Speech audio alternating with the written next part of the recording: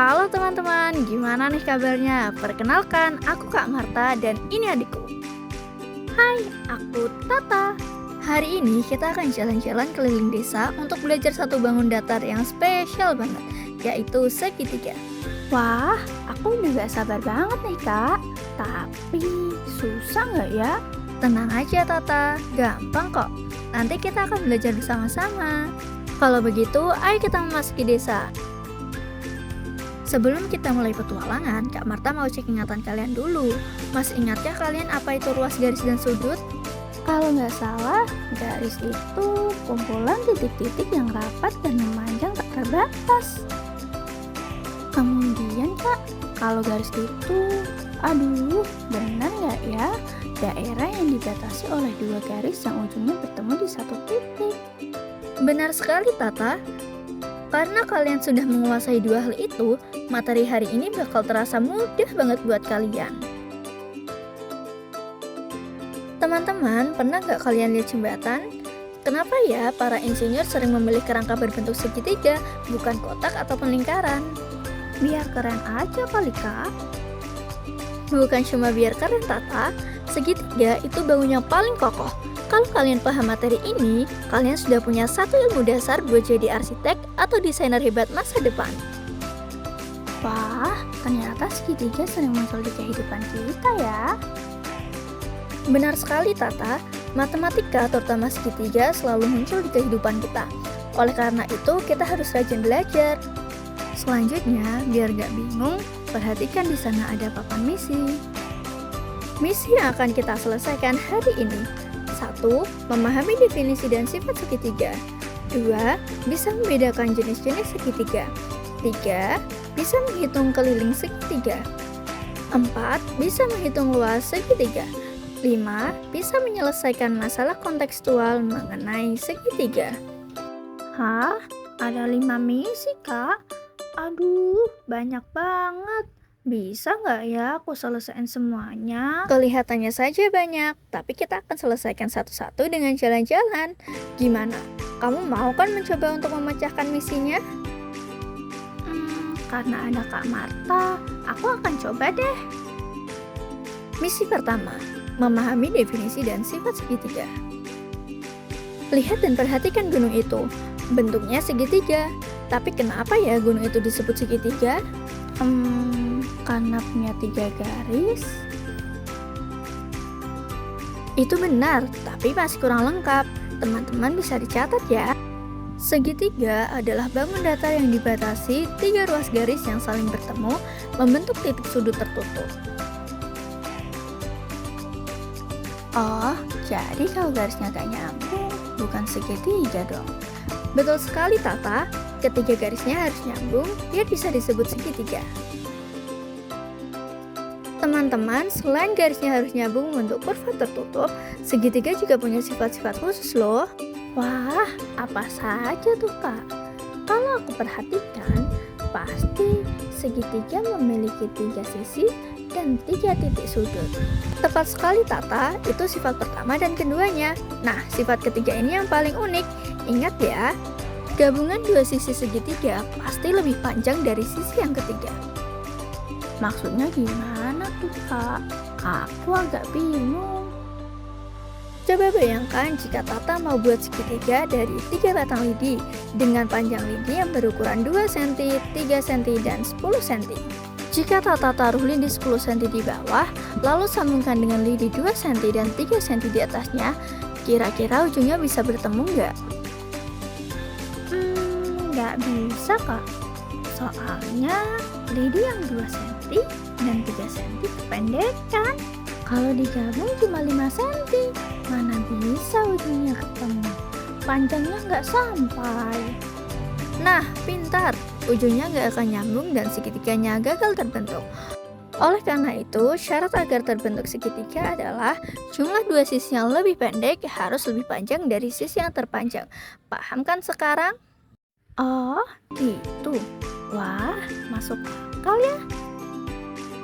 Bagus, sekarang ada satu lagi sifat penting tentang sudutnya. Sekarang coba perhatikan kertas ini. Jika kakak memotong ketiga sudutnya, lalu disusun dengan menyatukan ketiga sudutnya, lihat, ketiga sudutnya membentuk garis lurus. Karena gabungan ketiga sudutnya membentuk garis lurus, maka dapat kita tuliskan sudut alfa tambah sudut beta tambah sudut gamma sama dengan 180 derajat. Kesimpulannya, apapun jenis segitiganya, jumlah sudutnya pasti 180 derajat. Untuk lanjut ke misi kedua, Tata harus bisa menjawab pertanyaan dari Kak Marta. Namun sebelumnya, Kak Marta mau tes ingatan Tata dulu nih. Coba sebutkan apa saja sifat segitiga yang sudah dipelajari sebelumnya. Gampang banget tuh Kak, sifat-sifat segitiga ada 4. Pertama, memiliki 3 sisi. Kedua, memiliki 3 titik sudut. Ketiga, jumlah 2 sisi yang pendek lebih besar daripada jumlah sisi yang paling panjang. Lalu keempat, jumlah sudut dalam segitiga pasti sama dengan 180 derajat.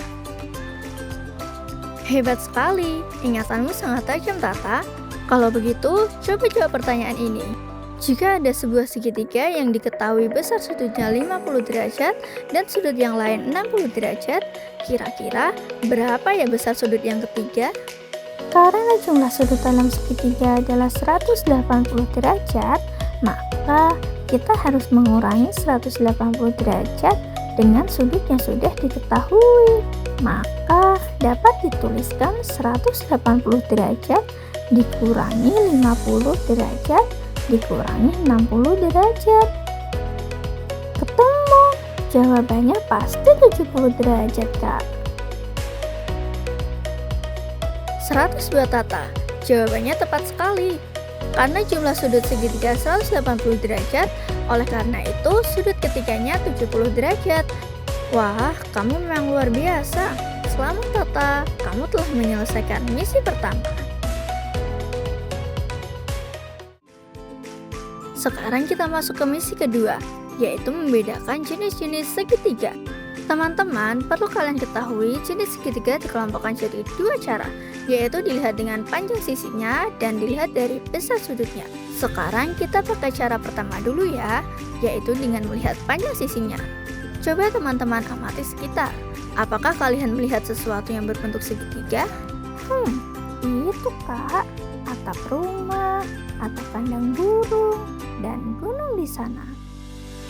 Tepat sekali, mari kita perhatikan bersama. Atap rumah, atap kandang burung, dan gunung. Ketiganya sama-sama berbentuk segitiga, namun jenisnya berbeda loh. Sekarang kita perhatikan bagian sisinya. Kenapa ya ada sisi yang punya coretan warna merah dan ada yang tidak punya? Coretan? Oh, tanda garis kecil yang di samping itu ya Kak? Aku nggak tahu Kak, memangnya kenapa? Tanda coret atau tanda garis kecil itu artinya panjangnya sama.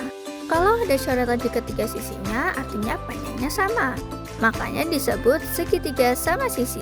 Selain memiliki sisi yang sama panjang, segitiga sama sisi juga memiliki 3 sudut yang sama besar. Kalau memiliki 2 coretan di sisinya, itu artinya 2 sisinya sama panjang ya Kak? Lalu itu jenis segitiga apa? Tepat sekali Tata, jika segitiga memiliki 2 coretan, maka segitiga itu punya 2 sisi yang sama panjang. Jika sebuah segitiga memiliki 2 sisi yang sama panjang, maka segitiga itu disebut segitiga sama kaki. Selain 2 sisinya yang sama panjang, segitiga sama kaki juga memiliki 2 sudut yang sama besar. Tapi Kak, segitiga yang ketiga ini tidak memiliki coretan di sisinya. Berarti sisinya tidak ada yang sama panjang dong. Lalu jenis segitiga apa? Segitiga yang ketiga ini namanya segitiga sembarang.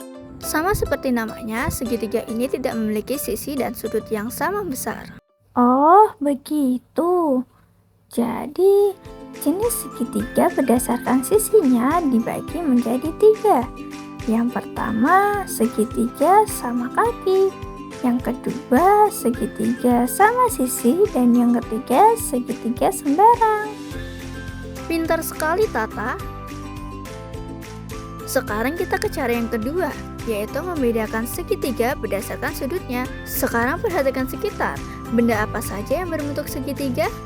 Itu ada atap toko roti, jari-jari roda kereta, dan pojokan tiang toko roti.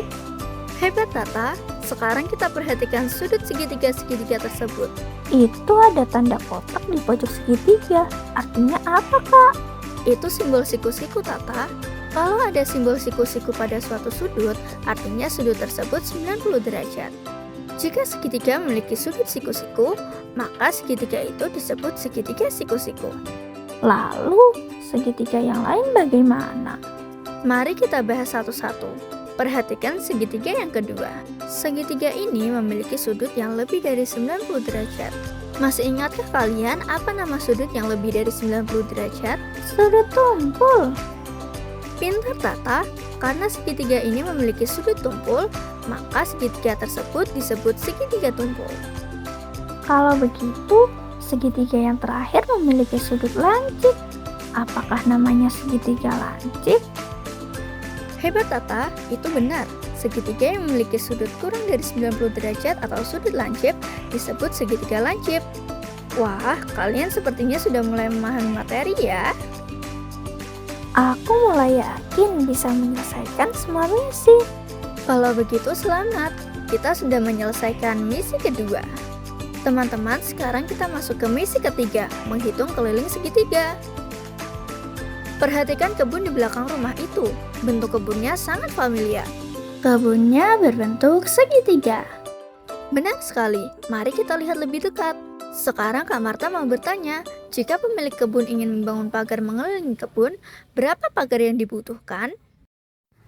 Pagar itu di pinggir kebun ya, Kak?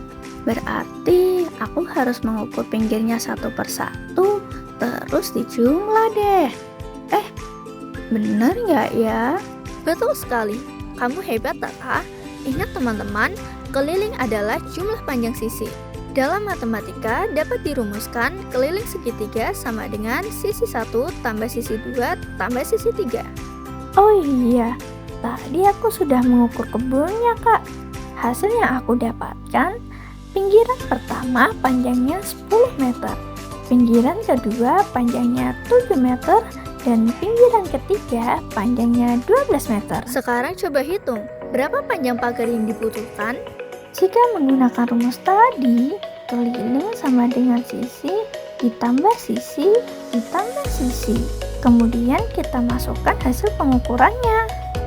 Maka keliling kebun sama dengan 10 meter, ditambah 7 meter, ditambah 12 meter, sama dengan 29 meter.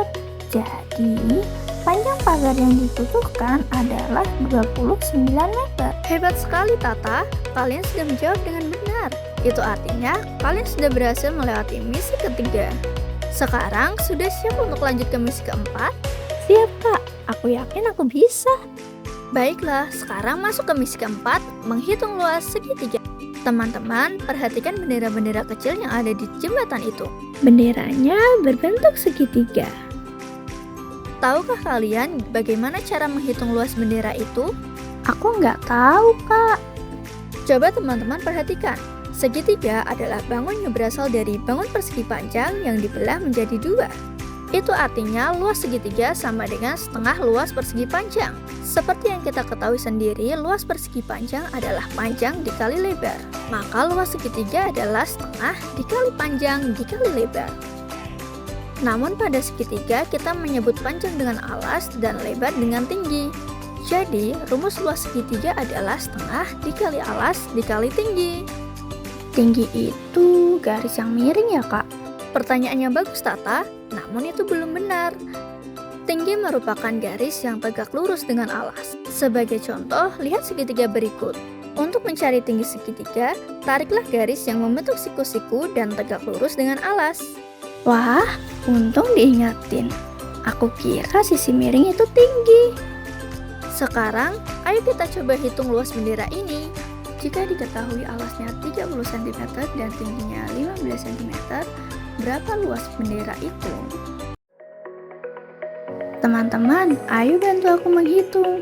Diketahui alas segitiga 30 cm dan tingginya 15 cm. Lalu kita masukkan ke rumus tadi, di mana luas segitiga sama dengan setengah dikali alas dikali tinggi. Lalu kita masukkan informasi tadi, di mana luas segitiga sama dengan setengah dikali 30 cm dikali 15 cm sama dengan 225 cm. Jadi luas bendera itu adalah 225 cm.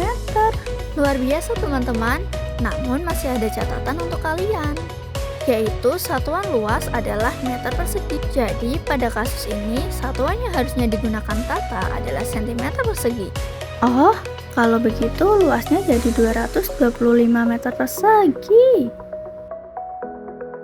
Bagus Tata, karena kamu sudah berhasil menghitung luas segitiga, itu artinya kamu berhasil menyelesaikan misi keempat. Selanjutnya, apakah kalian sudah siap untuk misi terakhir? Pasti siap dong. Kita sudah menyelesaikan 4 misi. Pasti bisa untuk menyelesaikan misi terakhir.